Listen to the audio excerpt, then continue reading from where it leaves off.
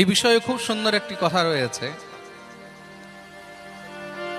এক ব্রাহ্মণ কাশীতে অধ্যয়ন করতে গেছেন, কাশীতে পড়তে গেছেন। কাশী থেকে বিদ্যা অধ্যয়ন করে ফিরে এসেছেন নিজের রাজ্যের মধ্যে, নিজের গ্রামে। চারদিকে খুব চর্চা হয়েছে বলে এই ব্রাহ্মণ কুমার কাশী থেকে বিদ্যা অধ্যয়ন করে এসেছেন, খুব ভালো বিদ্বান, খুব ভালো পণ্ডিত হয়ে এসেছেন। সেখানকার রাজাও যখন শুনলেন তখন তিনি সেই ব্রাহ্মণকে নিজের কাছে নিমন্ত্রণ করিয়ে ডেকেছেন।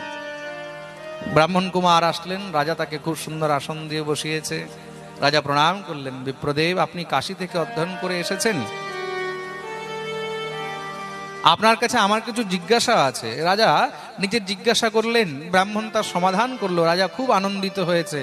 বিপ্রদেব আমি চাই যে আপনি আমার এখানে আতিথ্য সৎকার গ্রহণ করুন, আপনি আমার রাজ্যের মধ্যে পুরোহিত হয়ে থাকুন, আপনি আমার দরবারে থাকুন, আপনার যত খরচ আছে সব সমস্ত আমি সবসময় দেব, খুব সুন্দর আপনার জন্য ঘর বাড়ি মহল বানিয়ে দেব। সেই ব্রাহ্মণ বলল, আমি বিদ্যা অধ্যয়ন করে এসেছি রাজসেবক হওয়ার জন্য নয়, রাজ কর্মচারী রাজভৃত্য হয়ে থাকার জন্য নয়, আমি কার অধীনে থাকতে চাই না মহারাজ, আমার অপরাধ ক্ষমা করবেন, আমি মুক্ত স্বতন্ত্র থাকতে চাই।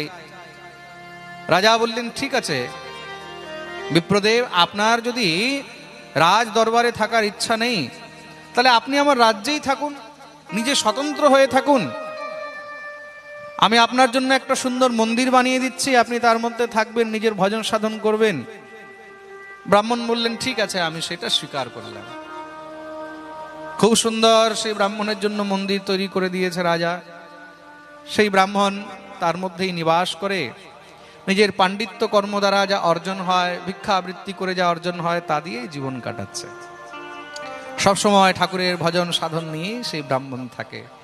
দেখতে দেখতে সেই ব্রাহ্মণেরও বয়স হয়ে গেল, বৃদ্ধ প্রায় হয়ে গেছে, বয়স হয়ে যাচ্ছে। এদিকে রাজার পুত্র সেই রাজকুমার, সেও বড় হয়েছে। রাজা নিজের পুত্রের খুব সুন্দর ধুমধাম করে বিবাহ দিলেন। দূর দেশ থেকে মহারাজ রাজকন্যাকে বিবাহ করে নিয়ে আসা হয়েছে। রাজকুমার নিজের অর্ধাঙ্গিনীকে নিয়ে ঘরের মধ্যে আজকে বিশ্রাম করছে। আজকে তাদের শুভরাত্রি।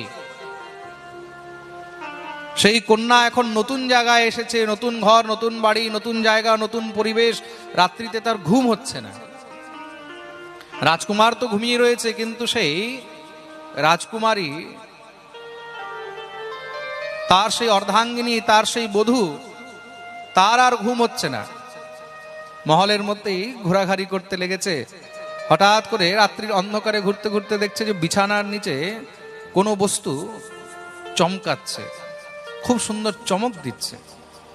সে ভাবলো দেখি কি, বলে যখনই বিছানার নিচের থেকে সেটাকে বের করেছে, দেখলো বিশাল বড় একটা তলোয়ার। সেই তলোয়ারের মধ্যে হীরা মণি মুক্তা তার সেই মুঠার মধ্যে জড়িত রয়েছে। রাজারা নিজের তলোয়ারের মধ্যে সোনা হীরা মণি মুক্তাও পর্যন্ত লাগিয়ে রাখতেন। তলোয়ারটা যখনই বের করেছে, তলোয়ারটা এত ভারী ছিল, তার এত চমক দেখেই সঙ্গে সঙ্গে সেই পুত্রবধূ, সেই রাজকুমারী ঘাবড়িয়ে গেছে। হাত থেকে তলোয়ারটা পড়ে গেল। আর পড়লো কোথায়? রাজকুমারের গলার উপরে। রাজকুমারের গলার উপরে তলোয়ার পড়তে সঙ্গে সঙ্গে তার মস্তক কেটে গেল, তার মৃত্যু হয়ে গেল। রাজকুমারী তো এবার কাঁদবে না চিল্লাবে না চেঁচাবে, কি করবে বুঝতে পারছে না, মনে ভয় হয়ে গেছে। কেন? রাজা যখন খবর পাবে, রাজপ্রহরীরা খবর পাবে, তখন তো আমাকে মৃত্যুদণ্ড দেওয়া হবে। তারা সবাই মনে করবে আমি বোধহয় রাজকুমারকে হত্যা করেছি। তার মনের কষ্ট কে বুঝবে যে আজকে বিবাহের প্রথম রাত্রি, আজকেই তার হাতে তার স্বামীর হত্যা হয়ে গেল, মৃত্যু হয়ে গেল।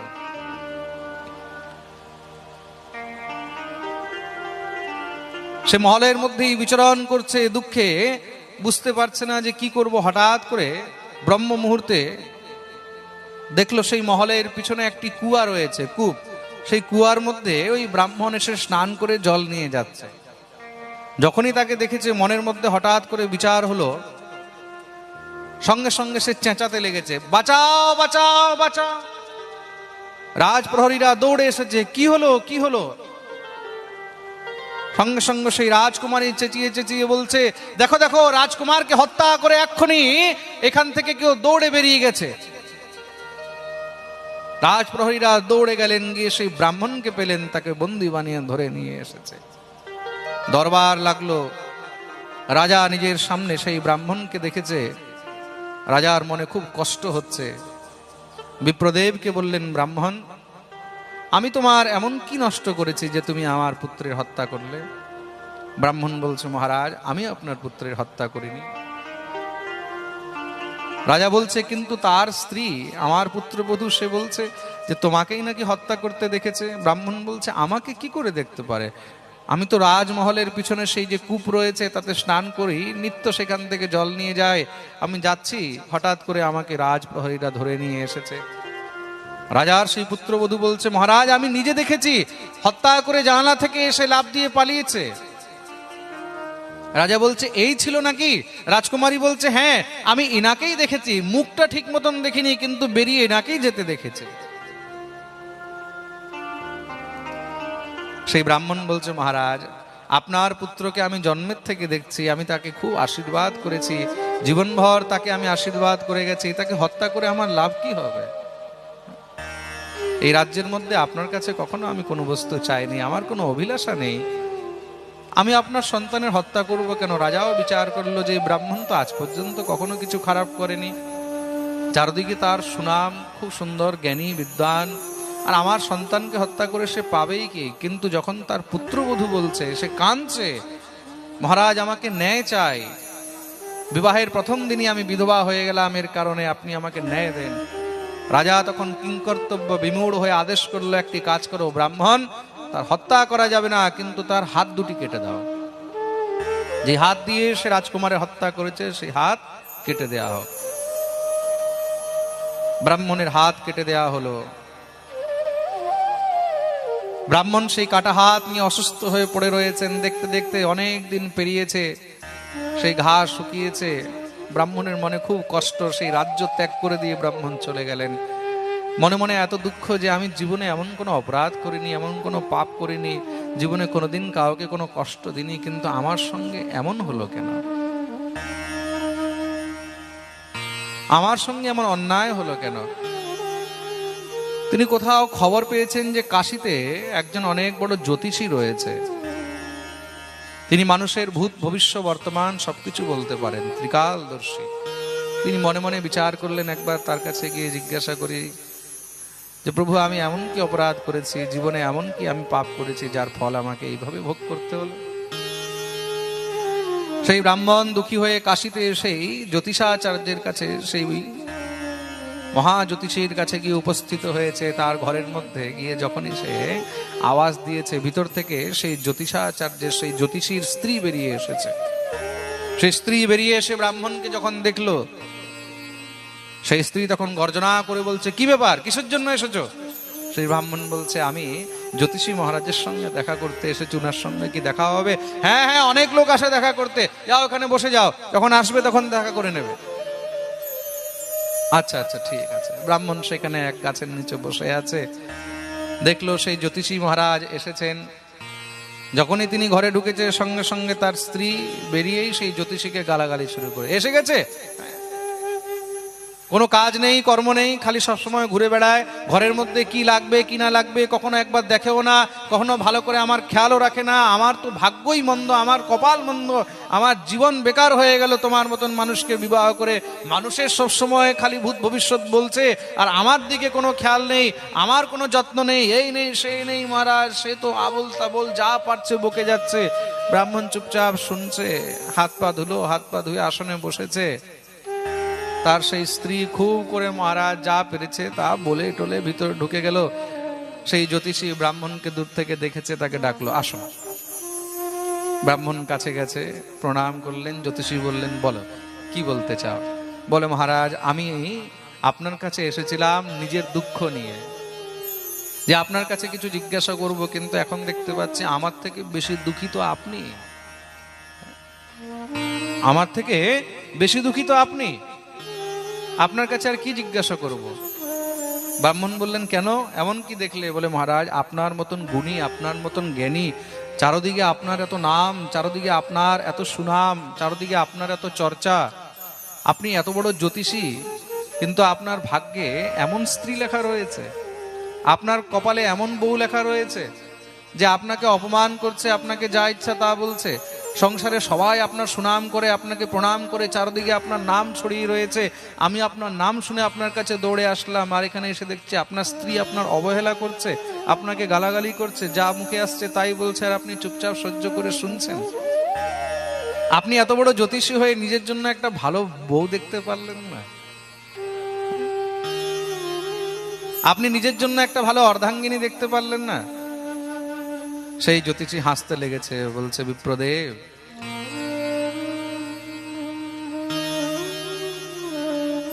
তুমি যা মনে করছো না তার জবাব শোনো। যাকে তুমি আমার স্ত্রী দেখতে পাচ্ছ না, আসলে সে আমার স্ত্রী নয়। তাহলে বলে সেটা হলো আমার প্রারব্ধ, সেটা হলো আমার কর্মের ফল। প্রেম সে বলো রাধে রাধে। এটা আমার স্ত্রী নয়, তাহলে এটা হলো আমার প্রারব্ধ, আমার কর্মের ফল। পূর্বজন্মে আমি এক কাক ছিলাম, আর এই যে আমার স্ত্রী আছে না, একটা গাধা ছিল।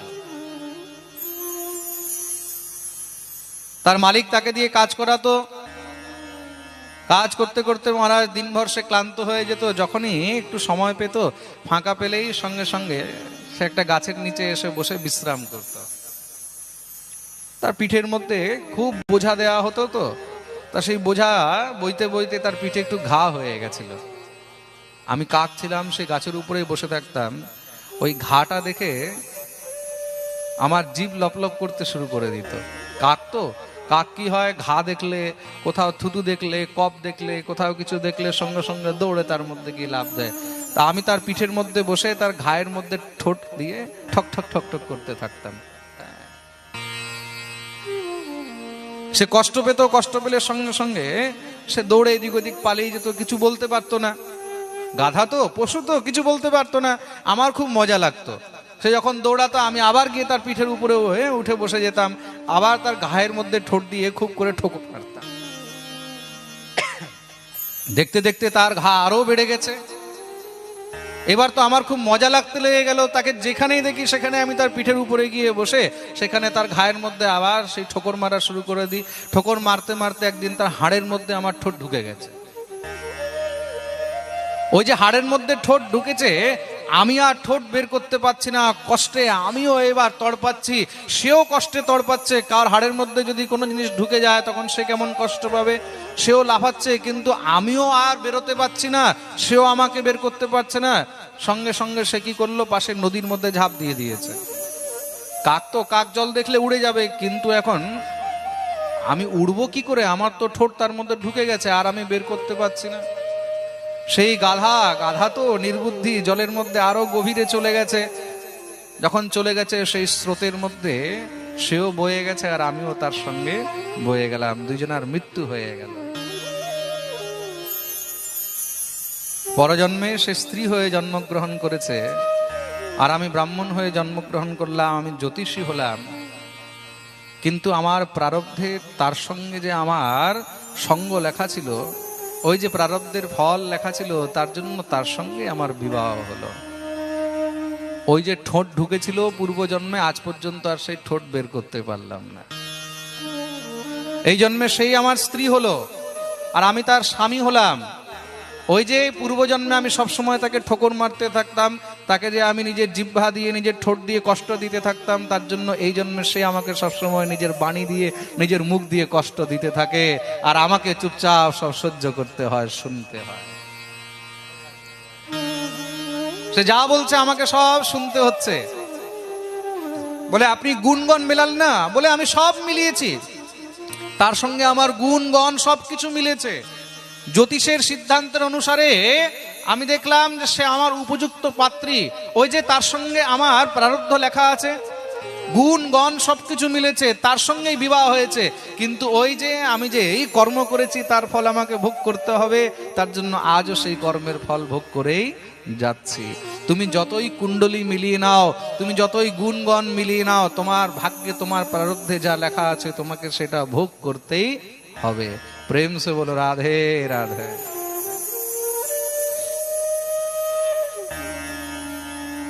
তোমার ভাগ্যে যদি সুখ লেখা আছে তাহলে কুণ্ডলী না মিলিয়েও সুখ থাকবে, আর তোমার ভাগ্যে যদি দুঃখ লেখা আছে তাহলে তুমি যতই মহারাজ কুণ্ডলী মিলাও, যতই তুমি ভালোবাসো, কিন্তু সেখানে তোমার সেই সুখ হবে না। প্রারব্ধে যা লেখা আছে তোমাকে সেটা ভোগ করতেই হবে। অবশ্যমেব ভোক্তব্যম কৃতম কর্ম শুভাশুভম। তাহলে মহারাজ আমি এমন কি কর্ম করেছি যে আমার হাত কাটা গেল? সেই জ্যোতিষী বলছে, জানো, পূর্বজন্মে তুমি এক সাধু ছিলে, তুমি প্রতিজ্ঞা করেছিলে যে আমি কখনো মিথ্যা কথা বলবো না। একবার তুমি গঙ্গা স্নান করে যাচ্ছ, সে সময় সামনের থেকে একটা গাভী একটি গরু দৌড়ে যাচ্ছে, পিছনে পিছনে একটি কসাই আসছে। সেই কসাই এসে তোমাকে জিজ্ঞাসা করলো, এখান থেকে এখন একটা গরু গেছে, তুমি দেখেছো? তুমি মনে মনে ভাবলে যে কসাইকে যদি আমি বলি সে তো গরুকে মেরে ফেলবে। কিন্তু আবার তুমি বিচার করলে যে আমি তো প্রতিজ্ঞা করেছি আমি মিথ্যা কথা বলবো না। তা তুমি মুখে কিছু বলোনি, কিন্তু হাত দিয়ে দেখিয়ে দিয়েছো, হ্যাঁ এই দিকে গেছে।